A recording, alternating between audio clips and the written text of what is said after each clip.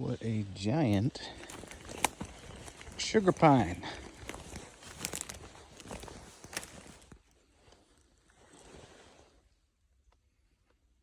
Bigger than a 10.5. Very cool. This thing is ginormous.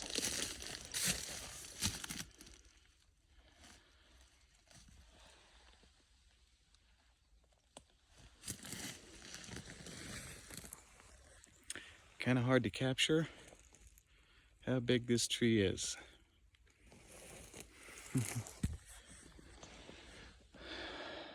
That tree, white fir with the mistletoe on top, was the one I just did an assessment on.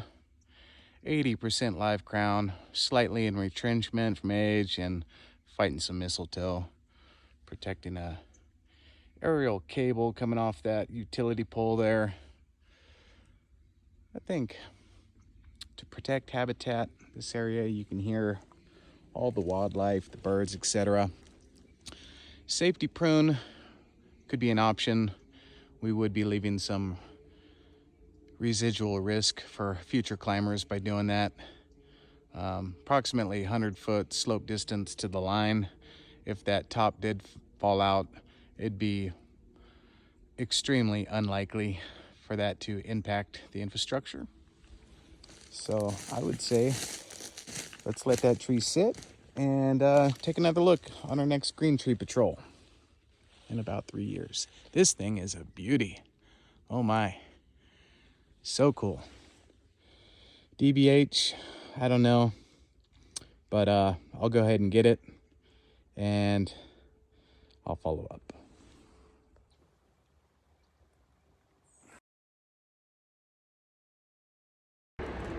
All right, we start from the high side of the tree, which creates a standard in the arboriculture practice. Utility specifically, we use high side of tree. That helps create standard for billing, and by taking measurements on the high side of the tree, it gives a little bit smaller DBH than if you were to take it on the lower side. That would put you closer to the ground. And we use these DBH measurements for billing references. So the utility does it on the high side of the tree, which over a long period of time saves them potentially millions of dollars. All right, we are looking at 80 DBH. Oh my. Woo! She's a biggin'. So cool.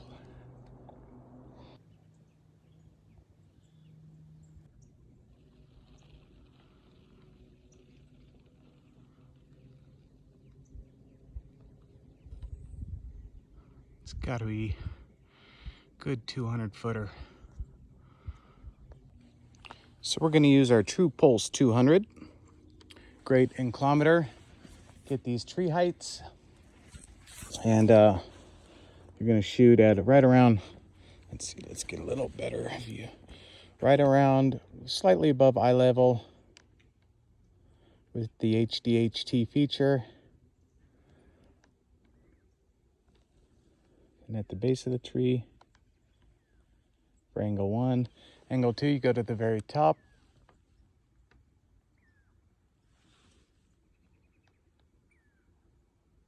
"202 feet.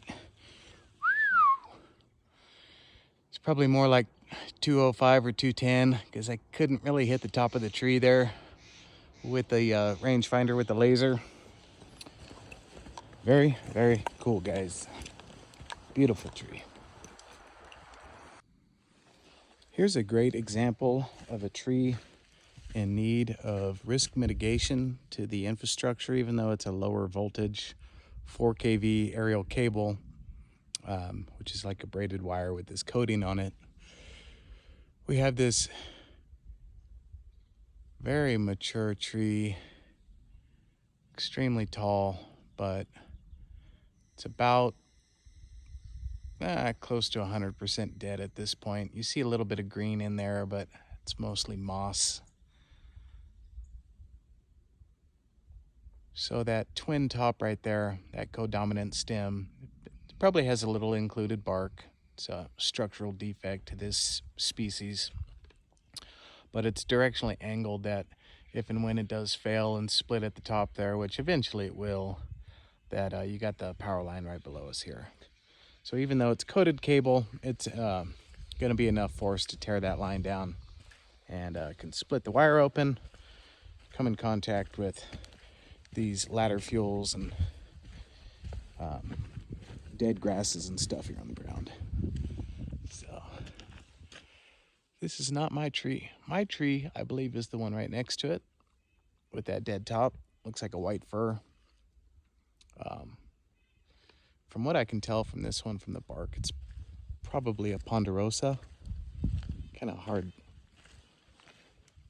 to tell without needles and stuff. But you have some needles here on the ground, so we'd be looking at the needle bunch, fascicles, and you got 3 coming out of here. So split this apart so you can see it. 3 needles coming out of that fascicle, that grouping, which is a indicator for us. Jeffrey or ponderosa, most likely. I would say ponderosa because of the dinosaur looking scaly bark. Cool looking trees, and if you look hard enough, you can just see a brontosaurus walking back there in the background. All right, so that most likely our tree. I haven't confirmed it, but dead top on it. But sure, a heck of a lot of live crown, which is a technical term. Heck of a lot. Approximately 70% or greater retaining live crown. No wildfire damage in this area. We're outside of the creek fire footprint out here by Dinky Creek. Lots of tall trees, big beautiful trees. Very, very cool spot. Very majestic. I would probably recommend safety prune the top out of this, but once again, by doing that, that tree has stored energy and it's going to push out a new top at an accelerated rate because of the amount of stored energy in the tree. That's going to create a weak branch attachment that potentially could fail on its own, or it's basically going to be like a giant water sprout coming out of that top of the tree. It could do all kinds of funky things at that point. It could come out with kind of a pitchfork, multiple tops, multiple codominant stems might sprout out of the top of it. And that's going to create future hazards for our tree climbers. And the whole reason that I'm here is to set these guys up for success, to plan the potential mitigation, the risk mitigation for these guys, and to work with the community, making sure we're not over-listing trees and making sure that we are listing trees that pose a threat in these high fire threat areas for future wildfires. So also making sure trees are not failing at the base and covering these roads that are ingress, egress, and potential regress routes where we're coming in and out of these areas, and trees that are showing structural stability issues at the base of them that if and when they did fail would clog up this road and not allow people to pass in emergency situations. So something to take into account. This is going to be my last tree. QC project coming to an end here. It's been a lot of fun. Get back into the field, getting out from behind my triple-headed dragon screens in the office, where I do most of my sleuthing and QC work for my teams. But really good to get grounded again, get out here and remind myself all the things that you kind of forget when you start getting into managerial positions. And I love it out here. Ideally, I think for me, A 50-50 ratio is great. 50% office work, catching up with leadership, having calls with the client, and, talking about your deliverables and your level of quality versus level of quantity, and, quantifying all that for production, and working with the teams over the calls and helping them with their constraints that they're running into. Getting back out here, and the only voices I'm hearing are birds and acorns dropping. That was probably a pine cone. So what are we going to do with this tree? 15, 20-foot dead top, mostly healthy tree. One ISA certified assessor felt that this tree posed enough risk to this line down here that they thought they should remove it. Potentially, there has been new construction in the area. This may have been an open line at some point, and they've been coming through a lot of areas, doing the aerial cable and building up that resiliency in the infrastructure. So hardening the system is what they call it. And it's a great line, holds a lot of power, more than enough to run the cabins and homes and stuff in this area, and transferring power to, maybe hilltop communication towers and stuff like that. More than enough power there. I would say the likelihood of this tree failing and impacting the infrastructure before the next Green Tree Patrol in 3 years is unlikely. Unlikely is the technical term that holds up in a court of law. If and when it does go, the risk enhancer would be that the tree is slightly uphill from the line, and when things fail, they typically fail downhill, a higher percentage, which does put that cable in the direct path if the top does fall. So even though we don't want to create residual risk for tree climbers, they're talented people. They're going to see those dangers. They're going to get the appropriate equipment. There's enough room here on this road that they could bring in a 100-foot boom truck and swivel over, under, and up that tree, and not have to climb it at all. So for those reasons, to protect the area, nice beautiful area that hasn't been burned down, last thing I would want to do is take this assessor's work that they probably put a lot of time, thought, and energy into to protect the community and the infrastructure, and delist this tree where potentially that dead top, at some point the winds are going to come and they're going to knock it out, and the likelihood of that tree top coming this way when it does happen is somewhat likely to likely. It's not very likely. You have approximately 300 degrees in other directions that top could go. It's going to depend a lot on the prevailing winds in the area.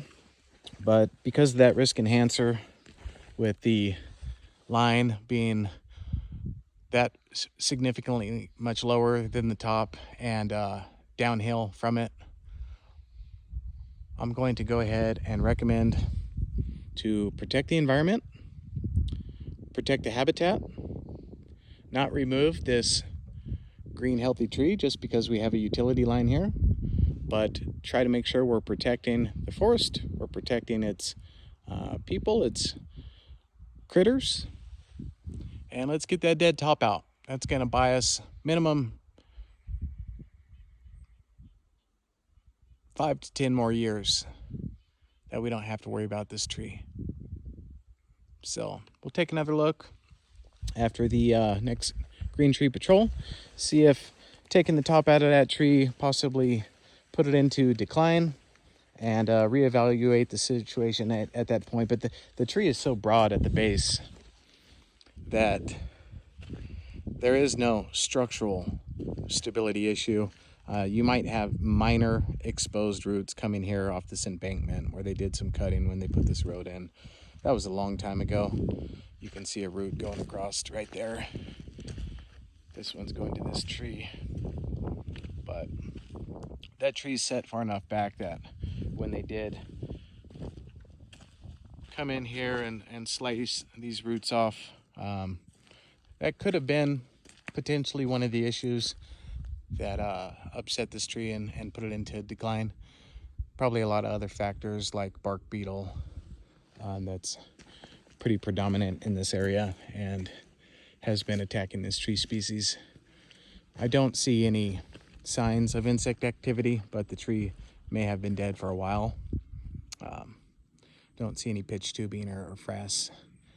That is a good indicator of the bark beetle. But I'm going to do a 360 walk around on the back side of this tree, and let's just make sure. Let's make sure we're not leaving anything behind. Make sure there's no giant basal wound that they didn't get captured in the record. There was no photo of anything like that and nothing indicating that, but let's take a look.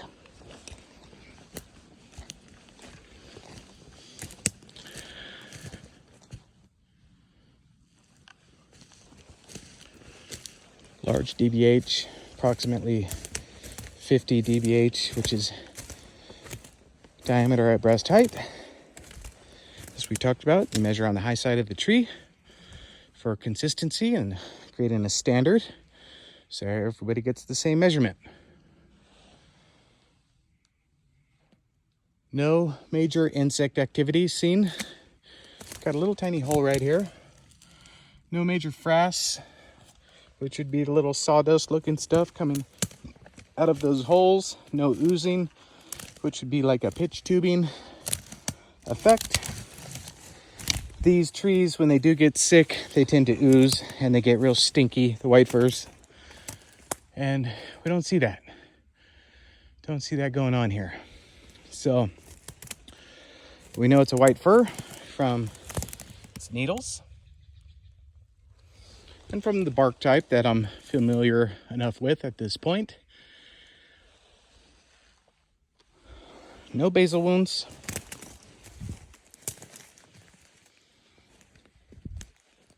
Live canopy coming all the way down to the ground. It'd be a shame to take this tree out. It would be a shame.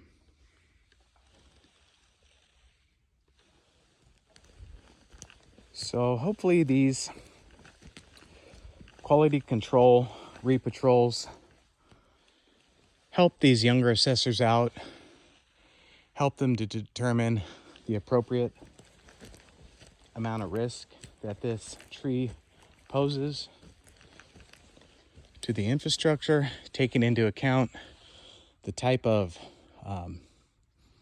infrastructure it is, that it's not powering a lot of area.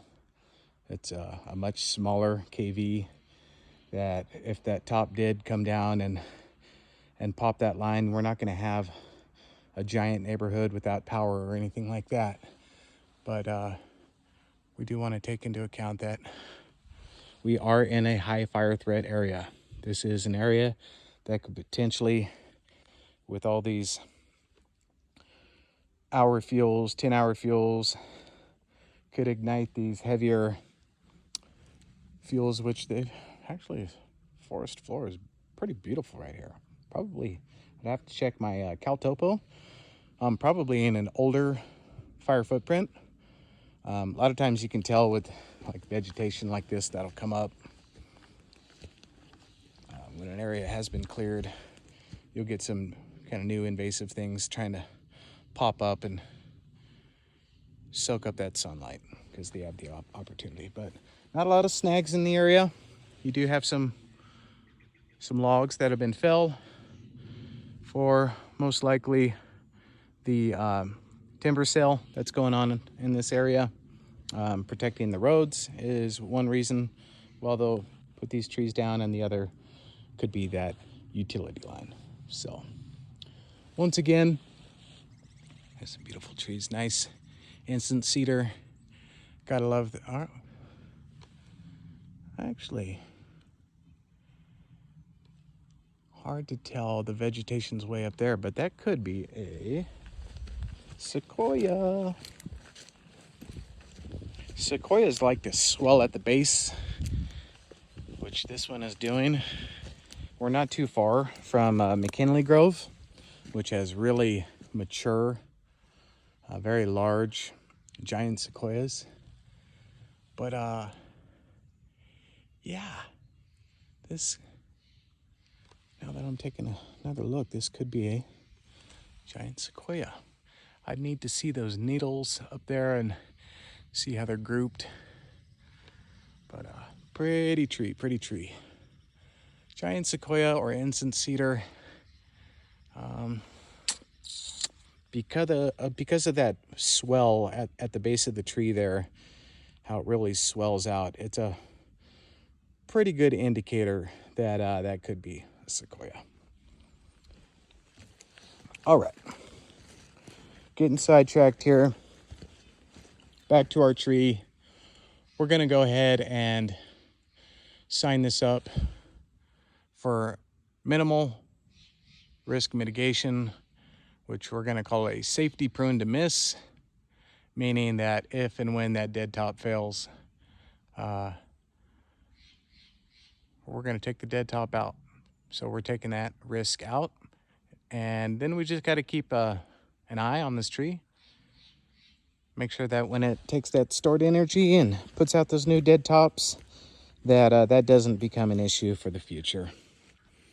For me, that's the more sound solution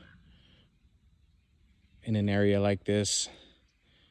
Fairly healthy green forest that has a ton of habitat. Not a big population out here. We're gonna have bears and mountain lions and everything in this area. And with all the trees that we lost to the recent wildfire in the area, these trees just became that much more valuable. All those critters that were living in that forest are living over here now.